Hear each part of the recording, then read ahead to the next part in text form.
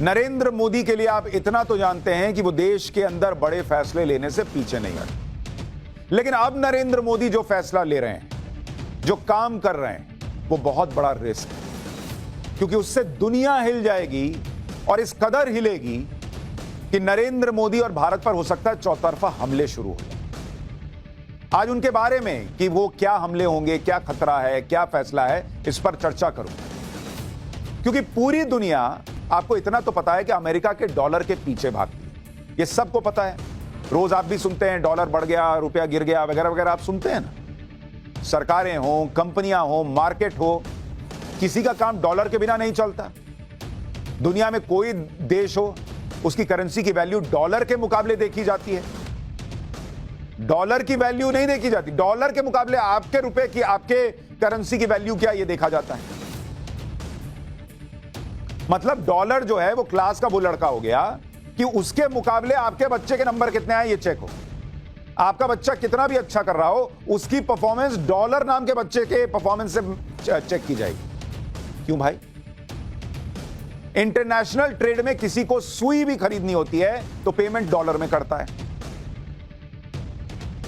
यानी डॉलर का ऐसा रुतबा है, ऐसा दबदबा है कि दुनिया भर में डॉलर की दादागिरी चलती। अब आप कहेंगे शुरू में मैंने कहा प्रधानमंत्री मोदी रिस्क ले रहे हैं, उसकी बात करूंगा, आप डॉलर की बात क्यों कर रहा हूं अभी आपको बताऊं। डॉलर के सामने दूसरी करेंसीज बेबस हो जाती, इसके सामने दुनिया के दूसरे देश बेबस हो जाते हैं। लेकिन प्रधानमंत्री नरेंद्र मोदी इसी दबदबे को, इसी दादागिरी को खत्म करना चाहते हैं, इसे बदलना चाहते हैं। और यही वो बड़ा रिस्क है जो वो उठाने जा रहे हैं। वो डॉलर की इस बादशाहत को खत्म करने के लिए आगे बढ़ रहे हैं। कैसे वो बहुत बड़ा रिस्क ले रहे हैं, ये मैं आपको आज विस्तार से बताता हूं। अभी तक आपको पता होगा कि भारत और रूस के बीच अंतरराष्ट्रीय ट्रेड की पेमेंट रुपए में हो सके, इस पर बात चल रही कि अगर भारत रूस से कुछ सामान खरीद रहा है तो सीधा रुपया देगा, डॉलर नहीं देगा। इसका प्रयास चल रहा है। लेकिन अब नरेंद्र मोदी और भारत सरकार डॉलर के उस दबदबे को कम करने के लिए, रुपए को और मजबूत करने के लिए अब इस बात को सिर्फ रूस तक सीमित नहीं रख रहे। भारत रूस के अलावा कई और देशों से ऐसी ही बातचीत कर रहा है कि हटाओ डॉलर, सीधा रुपया में बात होगी, सीधा तुम्हारी करेंसी में बात होगी, ये बीच से डॉलर को हटाओ। यानी अगर आप इसको मोटे तौर पर समझने का प्रयास करें, छोटे तौर पर, बिल्कुल सरल भाषा में, तो नरेंद्र मोदी क्या कर रहे हैं कि अगर रूस और भारत आपस में कर रहे हैं व्यापार, तो रूस की करेंसी है रुबल, भारत का है रुपया, और बीच में आ जाता था डॉलर कि भैया रूस से जिसको जो सामान खरीदना है वो डॉलर में पेमेंट करेगा, या इंडिया जो है वो डॉलर में पेमेंट करेगा रूस को। अब नरेंद्र मोदी ये कर रहे हैं कि ये डॉलर को कह रहे हैं कि तुम खत्म, जाओ, रूस से होगा रुबेल में बात और रुपये में बात। अब रुपया और रुबेल साथ में चलेंगे, डॉलर को बोला अपना बोरिया बिस्तरा उठाओ और बीच से निकल जाओ। अब ये बहुत बड़ी चीज है, और सिर्फ रूस के साथ नहीं, इसमें श्रीलंका को लेकर आ रहे हैं कि तुमसे सीधे डील होगी, हटाओ डॉलर। मालदीव से बात कर रहे हैं। कई साउथ ईस्ट एशियाई देशों से चर्चा चल रही है कि डायरेक्ट रुपए में बिजनेस होगा। कुछ अफ्रीकन और लैटिन अमेरिकन देश हैं जिनसे चर्चा चल रही है, हटाओ डॉलर को बीच से, हटाओ इसका दबदबा। यानी एक तरह से प्रधानमंत्री नरेंद्र मोदी ने यह तय कर लिया है कि अमेरिकी डॉलर का जो सालों से वर्चस्व है, उस पर जो निर्भरता है, उसको अब कम किया जाए, अपने रुपए को मजबूत किया जाए। और यह बहुत बड़ा निर्णय है। फिलहाल भारत का कोई एक्सपोर्टर अपना सामान बेचता है तो उसे डॉलर में पेमेंट मिलती है, उसे वो रुपए में कैश कराता है, उसमें कन्वर्जन रेट में पैसा चला गया सो अलग। फिर भारत का कोई इंपोर्टर दूसरे देश से माल खरीदता है तो वो दूसरे देश को डॉलर में पेमेंट करता है, वहां कन्वर्जन रेट लगता है सो अलग। क्योंकि अंतरराष्ट्रीय बाजार में डॉलर एक कॉमन करेंसी है जिसमें माल बेचा और खरीदा जाता है।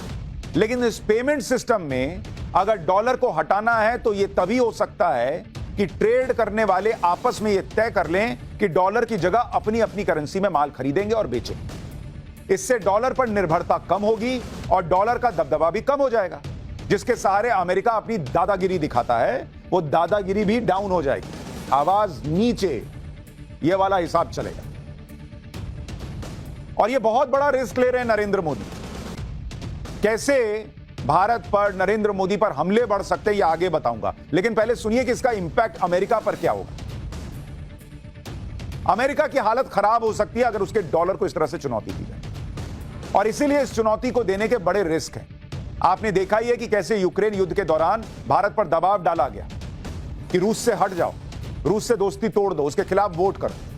अब अगर अमेरिकी डॉलर के वर्चस्व को चुनौती दी जाएगी और अमेरिकी डॉलर की नरेंद्र मोदी लंका लगाने पर आ जाएंगे कि हटाओ इसके डॉलर को बीच से, तो आप सोचिए क्या होगा। चौतरफा हमले शुरू होंगे प्रधानमंत्री नरेंद्र मोदी पर। वो लॉबी फिर से जुट जाएगी जो इस तरह की किसी चुनौती को पसंद नहीं करती। किसको अच्छा लगता है कि सालों साल से अमेरिका राजा बना हुआ है, डॉलर राजा बना हुआ है, और कोई नरेंद्र मोदी, कोई भारत आए और कहे कि हटाओ डॉलर को? ये किसी को पसंद आएगा? पूरी लॉबी है भाई, टूल किट वाली लॉबी। कितने एनजीओज हैं, उनको डॉलर में पेमेंट आता है, वो एनजीओज खड़े हो जाएंगे अलग अलग। कैसा उनका काम चलता है वो आपको पता है, इस देश में एनजीओज पर क्या कार्रवाई हुई है। बड़े बड़े स्टार वगैरह वगैरह जो ट्विटर पर चलते हैं, अलग अलग लॉबीज एक्टिव हो जाएंगी अगर ये काम आगे बढ़ने लग गया। तो मैं आपको बता रहा हूं, भारत और भारत के प्रधानमंत्री को टारगेट किया जाएगा। छवि खराब करने से लेकर प्रेशर बनाने तक का काम होगा। और इसलिए मैं कह रहा हूं कि प्रधानमंत्री नरेंद्र मोदी बहुत बड़ा रिस्क ले रहे हैं। ये एक ऐसा काम है जो कोई और करने की हिम्मत नहीं दिखा रहा था कि डॉलर को, अमेरिका को चुनौती दे। नरेंद्र मोदी कह रहे हैं कि हटाओ डॉलर, क्योंकि डॉलर को अमेरिका हथियार बनाता रहा है। यूक्रेन युद्ध में भी आपको याद होगा, यूक्रेन युद्ध की वजह से पश्चिमी देशों ने रूस पर प्रतिबंध लगा दिए। इससे रूस को डॉलर पर चलने वाले ग्लोबल फाइनेंस सिस्टम से बाहर कर दिया गया कि ये डॉलर देगा तो लेना नहीं है, कि रूस को इससे तड़प होगी, उसको तकलीफ होगी, वो परेशान होगा। रूस का 630 बिलियन डॉलर का विदेशी मुद्रा भंडार फ्रीज कर दिया गया कि डॉलर ही नहीं होगा तो कहां से खरीदेगा। ये क्यों कर पाया अमेरिका? क्योंकि पूरी दुनिया को उसने डॉलर का गुलाम बना के रखा है कि डॉलर नहीं होगी तो दुनिया नहीं चलेगी, हिसाब बना दिया। नरेंद्र मोदी कह रहे हैं अपना डॉलर जेब में डालो, दुनिया चलेगी और तुम्हारे बिना चलेगी। रूस के सेंट्रल बैंक को भी इंटरनेशनल पेमेंट के स्विफ्ट सिस्टम से बाहर किया गया। यह सब अमेरिका ने डॉलर के दम पर किया था। इसी डॉलर के दम को बेदम करने जा रहे हैं नरेंद्र मोदी। दुनिया में डॉलर का दबदबा ऐसा है, आज की स्थिति आप समझिए कैसी। दुनिया में इतनी सारी करेंसीज हैं, इतनी करेंसी, आप देखिए डॉलर का दबदबा, पाउंड है वगैरह वगैरह, यूरो सब है, लेकिन डॉलर का आप देखिए। दुनिया में, दुनिया का बता रहा हूं, दुनिया में जो विदेशी मुद्रा भंडार है, विदेशी मुद्रा भंडार जो दुनिया में अलग अलग कंट्रीज जो हैं वो विदेशी मुद्रा को रखती हैं बुरे वक्त के लिए, उसमें से 60% डॉलर है भैया, डॉलर। यानी बड़े बड़े देश जो हैं वो जेब में बुरे वक्त के लिए संभाल कर किसको रखते हैं? इस डॉलर को रखते हैं। क्यों? क्योंकि डॉलर को राजा बना के रखा लोगों ने। करीब 40% जो ग्लोबल ट्रेड है,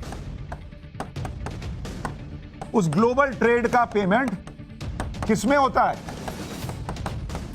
डॉलर में होता है। डॉलर 40%। दुनिया में अनगिनत करेंसीज हैं, अनगिनत करेंसीज, लेकिन 40%, 10 अगर लोग बिजनेस कर रहे हैं तो 4 लोग डॉलर में पेमेंट करते हैं, बाद में कोई पाउंड में करता होगा, यूरो में करता होगा, दूसरे में करता होगा। यह डॉलर का रौला है बॉस, जलवा है। और नरेंद्र मोदी कह रहे हैं इसी रौले को तोड़ना है, क्योंकि जब तक यह नहीं टूटेगा तब तक दूसरी करेंसीज मजबूत नहीं। ये गए दिन अमेरिका के और उसके डॉलर। अमेरिकी डॉलर कैसे देशों की मजबूरी बन गया, इसे आप भारत के ही उदाहरण से समझिए। और इसको समझने के लिए आपको आंकड़ा देता हूं कि क्या हुआ है भारत में। डॉलर कैसे बना मजबूरी दुनिया के लिए, और इसका भारत के एग्जांपल से आप समझिए। भारत जो 86% ट्रेड करता है, एक्सपोर्ट इंपोर्ट, वो किस में करता है? वो करता है यूएस डॉलर में। US dollar boss 86%। 8% करता है ट्रेड जो करता है वो यूरो में करता है। और 2%, मात्र 2% रुपए में होता है, क्योंकि कुछ और कंट्रीज हैं जहां रुपया करेंसी है। जबकि अमेरिका से इंपोर्ट, भारत अमेरिका से इंपोर्ट कितना करता है? यूएस से इंपोर्ट 5% और एक्सपोर्ट कितना करता है?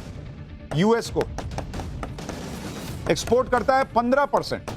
मतलब अपना 100 सामान बनाता है तो वो 15 सामान अमेरिका को देता है, बाकी 85 सामान दुनिया के दूसरे हिस्सों में देता है भारत।